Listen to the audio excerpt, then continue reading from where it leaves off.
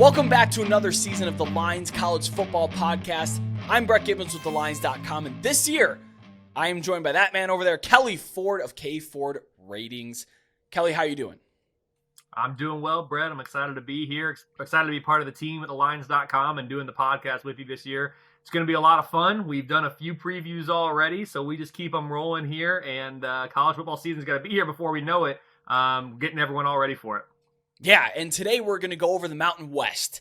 It's an interesting league, I think, with a lot of prowess at the top. We're not going to go over every single team. We're going to kind of touch on the top and some of the bets that I have made. Kelley's going to assess them. He's not going to give out bets himself, working for the Horizon League over there, but he can give context and give numbers, and hopefully everyone listening here can take away some actionable nuggets of information. But let's just dive right into it. Let's just get in the nitty-gritty of the Mountain West, and I want to start with the top tier of the Mountain West. I personally have Boise State alone in a tier themselves, and I think there's a at least notable gap between them and Fresno State. I have Boise State about 3.5 points higher than Fresno on a neutral field, but Fresno State's strength of schedule is 35 points higher almost than Boise's. It's easier, I should say. 35 spots easier than Boise's because Boise plays Washington, UCF, and Memphis in the non-con. But what is your top tier, and how do you kind of see this conference from the top down? Yeah, I see it the same as you, Brett. I've got Boise State in that tier by themselves, and the way I do it is I'm looking at using my power ratings. I'm able to generate a projected point spread for every game, and then using the projected point spread, you can plug it into a win expectancy model and generate win probabilities for each game, and then ultimately multiplying those together, win totals for teams, whether that's total in the regular season or conference totals. And so the way I approach looking at a conference, Mountain West is no exception, is what are my projected conference wins for every single team? And then I'm able to take those and assign a percent probability to make the conference championship game. When we're looking at the Mountain West, I've got Boise State at 6.2 average conference wins. That's a 63% chance to make the conference championship game. The next closest team to them is Fresno State, you mentioned. 5.3 average wins, 36% chance to make it. That's a big gap, so that's where I draw my first line. But I've got Air Force right there with Fresno State, 5.2. So just 0.1 conference wins fewer than Fresno State, and a 34% chance to make the conference championship game. That's only 2 percentage points lower than Fresno. So for me, it's Boise State in Tier 1, it's Fresno and Air Force in Tier 2, and then a little bit farther down to a couple other teams. But I've got Boise in a league of their own, and they do have a tough non-conference, especially for Mountain West or Group of 5 standards. So it'll be curious to see how they can do early in the season. Are they going to get momentum and build that into the Mountain West Conference schedule, or are they going to crumble and be limping into that season? Because if they are, and if they take some beatings early on, it could look a little different just from the psyche of, 18 to 22-year-old kids. Well, I hope that's not the case, because the first point of discussion here is I took them at plus 220 to win the conference. Like we said, we both agree they're in a tier by themselves, so if you're giving me 220 on that, I'm definitely going to take it. And I know it's tough. It's often a logic fallacy to say, hey, I think they can make the conference championship, so I'm going to bet them to win the conference, because you still have to win the conference championship game. And in the Mountain West, they play these at home sites. Boise State hosted it last year. I think it was like 25 degrees, and Fresno State came in and kicked their behinds. But, if you have to go to an Air Force, or you have to play in Laramie or San Diego or wherever they're playing, they're not guaranteed to win that either. So you do have to kind of tread lightly. I do think that they would be a at least notable favorite, maybe field goal or more, against really any opponent that they would meet in that conference championship. So that's why I took them plus 220 to win. Their quarterback, if you're not familiar with this guy, familiarize yourself with him. Talon Green, 6'6", 220 pounds. He was actually 20th in the entire country in total EPA last year. Above Bryce Young, he was in that, which is pretty good. I think he's one of the better rising sophomores in the country. Again, 6'6", 220, phenomenal athlete and pretty good thrower too. They also returned their running back, 1,100-yard rusher, 3 returning starters on the offensive line, which should be one of the top units, I think, in the Mountain West, if not the top unit. Air Force definitely will give them a run for their money in terms of offensive line strength. And Phil Steele, I love his unit rankings. I really do lean on these for some of my assessments. He ranks all of Boise State's offensive units either 1, or he put Air Force's offensive line 1, so he put Boise's number 2. Their defensive line ranks number 1 in terms of unit, and their defensive backcourt at 3. So this is a pretty good team in the conference, and I can see why they sit in their own tier. But, expound on that. What are you expecting from Boise State this year? Yeah, Boise State, to me, they're going to be slightly better than last year. That's how I'm projecting. But the context for Boise State is that this year's projections and last year's actuals are the 2 worst years in terms of K Ford power ratings in the past decade plus for Boise State football. So with conference realignment being so hot today and in this era of college football, Boise State, the program, picked like the worst time to have a downturn. If you would have been having conference realignment in the aughts and the early 2010s, no team was hotter from a G5 perspective than Boise State. And so now that's cooled a bit, but they still are the best team in the conference. I'm projecting that this year. They have the best offense, the number 2 defense. I have them favored in every single conference game, with the most difficult projecting as at Fresno State, a team we've been talking about. I currently like Boise by about a field goal in that game. That's in week 10. Again, that's on the road, and I have them as a field goal favorite. So if they're getting that championship game at home, and we said Fresno State's the number 2 team, and you're favored on the road, they're certainly going to be favored by almost a touchdown at home there. If they can win at Washington in week 1, and my numbers have the Washington line at about Washington minus 12, if they can win that game, and then home to UCF in week 2, and that was much closer. I've got UCF favored by about 2. There's a path to a 12-0 season. I'm not saying it's likely that they're even going to get to that point, but if they can somehow manage a way to start the year 2-0, there's a path to a 12-0 season. Their most likely record for me is 8-4 or 9-3. About a 20% chance to win 10-plus games, but I definitely think this is the team that my numbers kind of nailed last year, winning 9 games. That was exactly what I had projected. So good feel for this team last year. Think they're going to be, slightly improved, but still by the recent historical Boise State standards, maybe not what we're used to, but still going to be good enough for the Mountain West by my numbers. Yeah, and I think the market agrees with you on this. I think you have a good temperature of this team again coming into this year, because they did open with the win total at 9. That's fallen to 7.5 with really heavy juice on over 7.5. I make them for about 8.2 wins. Boy, that's hot in the street, saying if they can come out and win at Washington. I think I'm a bit higher on Washington maybe than you are here. I favor the Huskies by 15.4 at home. And just in general, my overall temperature of Washington, I think they're going to be great.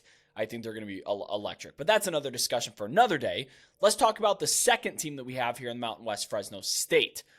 They have a pretty easy schedule this year. I have them as 122nd most difficult, or if you're looking at it from the bottom up, we're talking about the 11th easiest. I do put them a tier below, but that doesn't mean that they're going to win a lot fewer games. That doesn't even mean that they're going to win fewer games at all. I actually took over 7.5 wins because of their strength of schedule. But what do you see on Fresno State? Yeah, I agree with you. I've got Fresno with the 116th most difficult, so within the top, 15 easiest there. I also agree with you on the win total assessment because of that schedule. For me, I know you said Boise State 8.2. I had Boise State 8.3. Fresno State, though, is 8.0. So, it's very, very close there because of this schedule. So, I have them number 66 nationally. They are the second best team in the Mountain West, as I've shared. Second best offense, top 4 defense by my numbers. They face only the 124th most difficult collection of opposing FBS offenses. So, if we looked at every single team's schedule and said, let's look at the offenses they face and the defenses they face and stack them up against everybody else's schedule, there's only not even 10 teams that face an easier collection on average, week in, week out, of opposing FBS offenses than Fresno State. So the fact that they have this top 60 defense could be amplified in that regard. 4 conference games with a projected spread of a field goal or less, plus a non-conference game against Arizona State that falls in that category. Nevada, UNLV, New Mexico, those games should be wins for this Fresno State team. But outside of that, every other conference game, all of the 5, could go either way. I've got a 64% chance to match or exceed last year's regular season win total of 8. So with you betting the over of 7.5, 64% chance that my numbers can get behind that with you.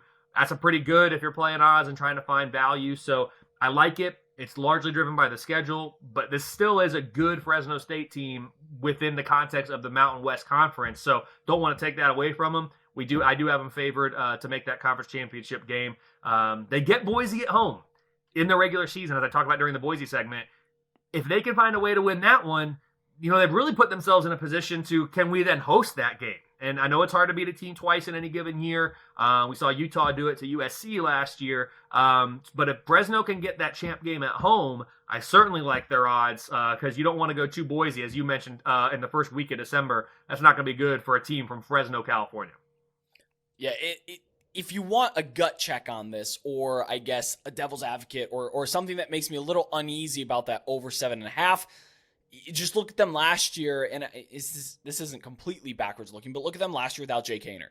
Jake Haener mattered a lot to that power rating, to that point spread every week. They bring in Mikey Keene from UCF. I don't know that he's that guy to me. I'm not super excited about him. So if this Fresno State team was led by Jake Haener, carried, I should say, by Jake Haener, then this bet could go south quickly. And I think we'll know that in the first couple of weeks. So maybe we'll take another temperature check of Fresno State here soon. But I do like over 7.5. And I do certainly like to hear 64% chance of going at 8 or over. So I do appreciate that. Your team that you had solely in the second tier along with Fresno State here, Air Force. What's the deal with Air Force? Air Force, it's interesting because it's projecting as the worst Air Force team for me in my power rating since 2018, but they still are number 3 in the Mountain West, as I talked about. So to me, it's a really good defense. And Air Force, the academies are always hard to judge on offense and defense because of the style of play that they have. But my numbers are adjusted for opponent. They're adjusted for style, tempo, and we're really going off of efficiencies. And so this is a top 35 defense. It's the best in the conference. The Falcons face the easiest collection of opposing FBS offenses in the country. I talked about what Fresno State is facing and how easy it is. No one faces an easier week in, week out opponent offense than Air Force. So the fact they have this really good defense and they're playing not so great offenses, the worst in the country on average, things could fall right for Air Force this year. They're at Boise State, who projects number 72 on offense in the final week of the regular season. That's the only opponent that's projected in the top 85 on offense by my numbers right now. On the flip side of this, Air Force's offense itself is pretty darn bad. They're sub 100, number 5 in the Mountain West. It's a really rough schedule. I like looking at scheduling dynamics, and they're not necessarily accounted for in my numbers, but it's the subjective kind of viewer liberties that you'll take when you look at it. It's a rough schedule for weeks 8 to 11. It's a 4-week stretch where they go at Navy, at Colorado State, neutral versus Army. That's always a good, fun, interesting, tough game. And then at Hawaii. So you're not playing a home game for 4 straight weeks. But still projecting an underdog in only one game at Boise State to end the year, 8.5 points, and they avoid Fresno State in the regular season. I think that's important because as we're talking about, trying to get into that conference championship game, if you're not playing the most difficult teams, you're obviously giving yourself a better chance. 8.3 average wins are expected here. Last year they got 9 regular season wins. There's only a 47% chance that they match or exceed that this year. So I expect this to be a similar record to last year, maybe slightly worse, but a probably significantly worse team. But the schedule just sets up really nicely for Air Force here in 2023. And maybe something actionable to take away from that, because I make them for 8.3 wins. That's right on par with their current win total of 8.5, so I wouldn't bet it one way or another. But maybe an actionable bit of information here is they're going to have low totals, but maybe not low enough, especially if they're playing just a cast of nobodies on offense, and then their own offense, you just said is outside the top 100. Maybe, especially early in the season before we can really gauge, sportsbooks catch up with it if they're slow to react, maybe it's worth looking at a bunch of unders for these guys. They do lose Hazik Daniels, who was a serious gamer for them at quarterback. He tried to get a waiver. I guess he was kind of in rough-ish standing, I think is the rumor, with the academy. But I don't know if that checks out because he's actually helping coach this year. He's helping advise with that. But let's see if his loss at quarterback was really all that big. again, Brad Roberts was the guy they turn around and hand off 36 times a game for 145 yards and 3 touchdowns. He's gone. So we'll see really what this team can do. If there is reason for optimism offensively, though, is that this offensive line should be one of the best in the conference, if not even the best, one of the best in the country. So maybe you could stick one of us back there and we'd be able to run for 50 yards, in a game, or 5 yards a carry, or whatever have you, especially in that option offense, even though they do pass the most out of that. It's interesting, though. Like you said, they could be rated low outside the top half, but still finish with 9 or maybe even 10 wins come season end. So we'll see. I think they're an interesting team to watch here. Are there any teams outside of these top 3 that you see as potential, let's say, disruptors? Maybe not conference champions or what have you, but just disruptors that maybe could shake things up. Yeah, for me, the next tier there in the Mountain West is probably a half step behind tier 2, which has Fresno and Air Force. San Diego State and Wyoming, they're the next couple. They have a 21 and 18% chance to make the conference championship game, respectively. So, 1 in 5 chance. That's not unheard of, but they're both kind of on the outside looking in. They're a tier below those two, but they could make some runs, and you never know what's going to happen in a conference like the Mountain West. If someone stumbles, they're probably the teams that are next up for me. But again, I'm not expecting a lot. Both of them right now projecting 4.7 conference wins, which again is about a half game behind Air Force, who sits number 3 for me. Yeah, I'd like Wyoming a whole lot more if they weren't one of the worst 4th down teams in the country. And Craig Bohl, I can't come to their defense there. He hates going for 4th down. Colorado just went under a massive change offensively. Deion Sanders, I know, is definitely going for it on 4th down. He's, Sean Lewis will definitely want to go for it on 4th down. So now that puts Wyoming as the worst 4th down team in terms of go rate and Bill Conley's 4th down profit metric, which I think is awesome. I will plug his stuff for a minute. You have to go look at that. It was a great read. But Craig Bohl, without a doubt, everything Bill puts out is a great read. I have no problem saying that. He's a godfather in the space, as I mentioned before on various previews.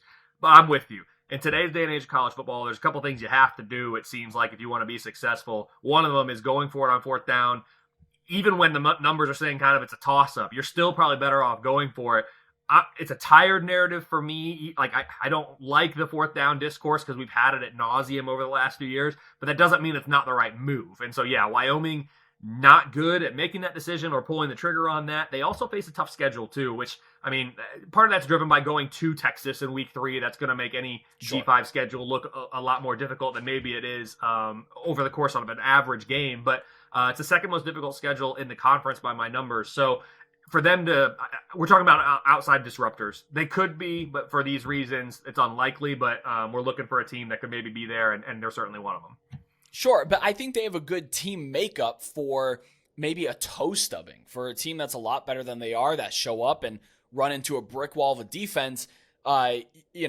Wyoming's not going to pass the ball on you, and they're not going to go for 4th down. And those are two pretty key things to winning in college football. They also lost their top offensive lineman to USC, which really kind of hurt to see there.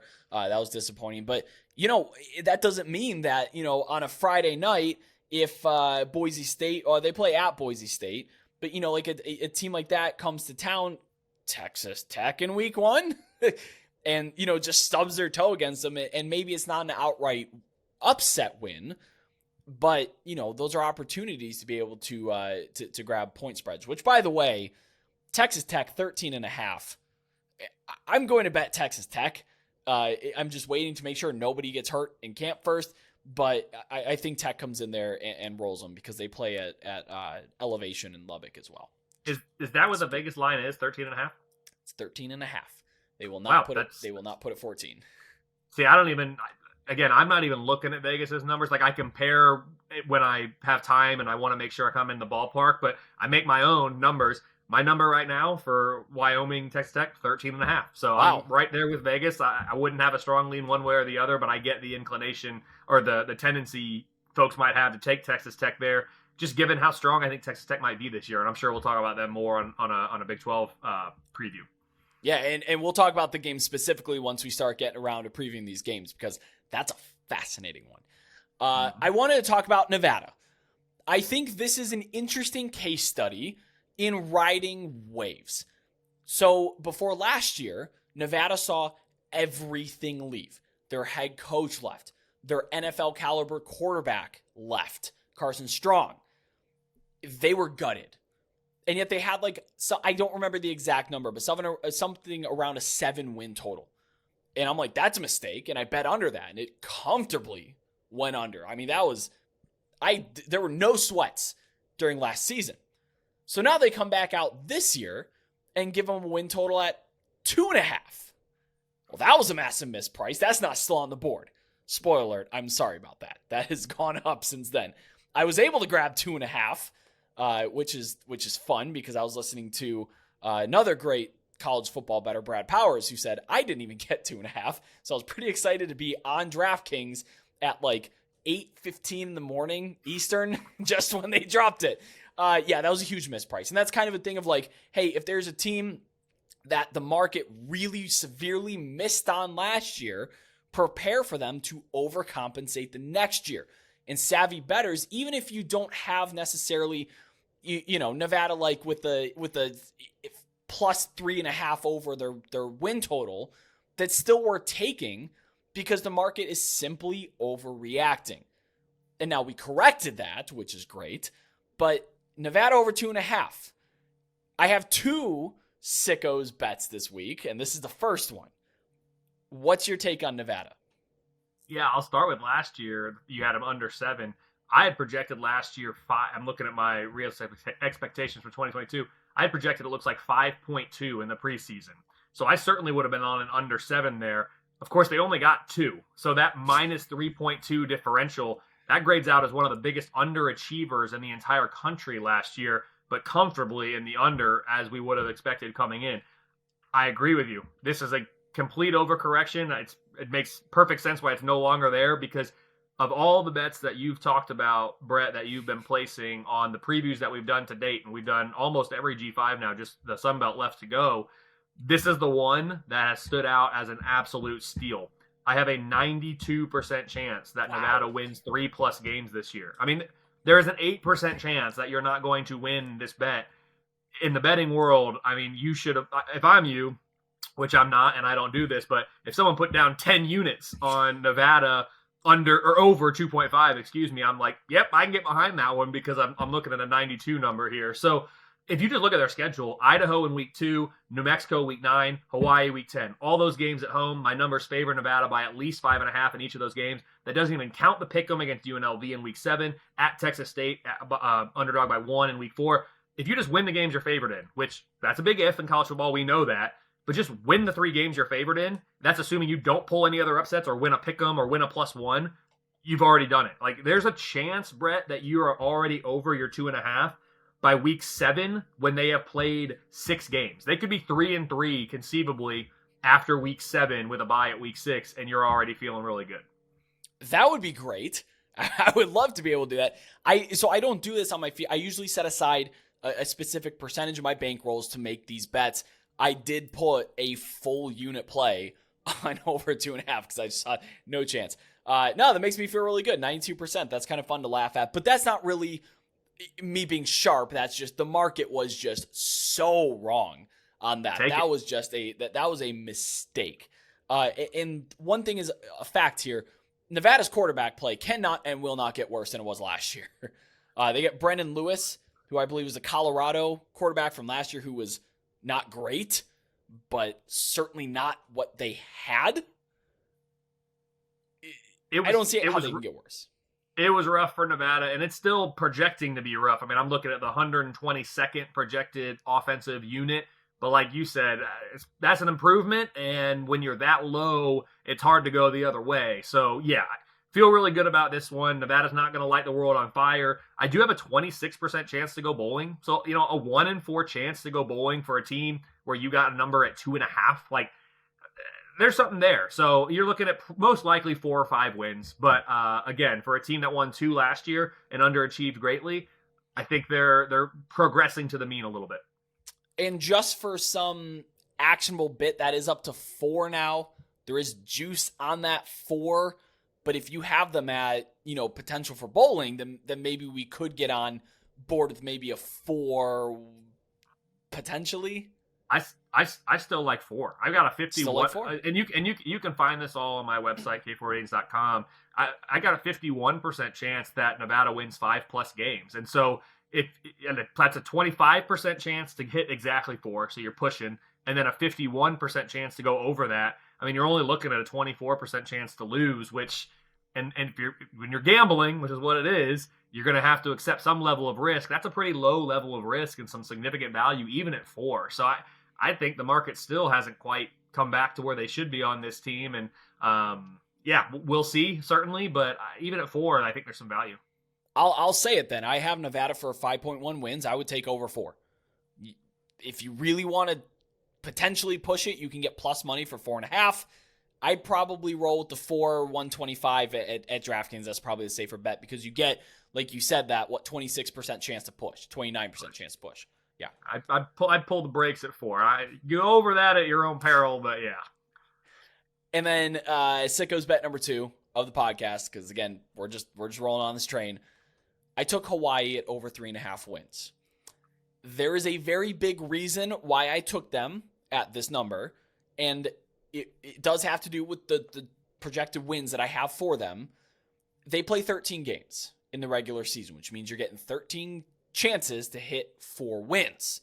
They do this every year, I'm pretty sure. And they play the 117th toughest schedule in the nation by my numbers. I make them for 5.5 wins. They're not going to be a very good football team, but with a favorable schedule and an even more favorable 13 games to get your 4 wins, that's why I bet it there. It didn't feel good. They don't have a very good quarterback. But where do you sit on Hawaii this year? Yeah, Hawaii play 13 games every year. They have a provision within the NCAA, rules about this, and so they're able to do that, and any team that plays them can take advantage of it too. New Mexico State is taking advantage this year, playing a 13th game. I'm a little bit more reserved than you on these. I have a slightly more difficult schedule, 109th, so still not difficult, but 109th most difficult. A slightly lower projected win total of 4.2. All of that said, I still have a 68% chance to win 4+ games. So you have over 3.5, 68% chance. It's not 92 like Nevada, but that's just that's a unicorn. You got 68%. That's really good value. I can see it there. It's hard to pinpoint the wins. University of Albany in week 2 is an FCS. You like them there. New Mexico State in week 4, probably like them there. At New Mexico in week 8, my numbers like Hawaii by 1 there. So it's not as easy to find the exact wins as maybe it was with Nevada. But again, you're hoping you can get those 3, at least 2 of them, and then pull off just 1 or 2 upsets is all you'd need. And there's some toss-up games that they can get. So this might be one that you're sweating until week 13 when they host Colorado State. But at the end of the day, I think over the course of a 13-game regular season schedule, they can get there. Yeah, and 3.5 is still available. Again, I don't like being on the side of no market movement or movement away from my bet, but it is still available there for those who are looking for it. I have the 5.5. I don't always agree with the numbers that are in front of me. Sometimes you can use a little bit of context. Sometimes it's program culture. Sometimes it's just a little bit of common sense where you can look at it. 5.5 is too high for me. Like if this number jumped to 4.5, I would not say, hey, bet over 4.5. I like your number quite a bit more there. And just a side nugget, Hawaii is one of 26 teams nationally to return their head coach, their primary starting quarterback, and both coordinators this year. So that's kind of fun. A little bit of continuity, which is desperately needed after this program was just absolutely gutted by Todd Graham not long ago. That's not nothing. I like that. Yeah. It's not nothing, but quarterback Braden Traeger, no good. 55.3% completion last year. We'd like to see an improvement on that. He was tough to watch when you could watch Hawaii football, because good luck with that too, unless you're paying $60 a pop, I think, to watch those games on TV. Here's all I know about Hawaii, or what I know most about Hawaii is when they play at home, it gives my model fits a little bit, because I'm running the new updated power ratings overnight on the computer, letting the computer run and solve for what it needs to do. And because Hawaii starts their games at 11:59 p.m. Eastern time here on the East Coast, I mean, trust me, if it's on TV, I'm up watching it and all that. But because of when it actually finishes, the data that I need from that game sometimes gets interrupted as the model's running. So when they play at home, I wake up extra early on Sunday to make sure no snafus happen and we get the new numbers up by 9 a.m. as always. Well, hop on over to our Discord server if you have not already. You can connect with over 4,000 sports betting fans there. It's a sharp and growing active community because college football season, well, it's here, folks. That's why we're previewing this. You can get live updates in that college football server. We're sharing news. You can find my bets over there as well. Don't forget to subscribe to us here at The Lines on YouTube for daily sports betting, strategy videos just like this one, and comment your thoughts on the Mountain West. It's a very interesting league. There's a very top-heavy, dense. There's some good teams in here. Let us know where you're leaning on that. Kelly, before we get out of here, please plug where people can find you again. Yeah, of course. I'm excited to be a part of the team here at thelines.com doing the podcast with you, Brett. You can also find me on Twitter at KFordRatings and on my website, kfordratings.com. So check me out all those places, but glad to be a part of the team at thelines.com and looking forward to a great 2023 college football season. Yeah, and we're certainly happy to have you here. Excited to have you here. Everyone listening, please subscribe to us on your podcast app of choice, be it Spotify, Apple Podcasts, Google Podcasts, whoever's hosting podcasts these days. Subscribe to us over there. Drop a review if you feel so inclined, if you liked what you heard or if you didn't, but be a little kind to us, please. But thanks everybody for watching and listening. I'm Brett Gibbons. That is Kelley Ford, and we'll see you all next time.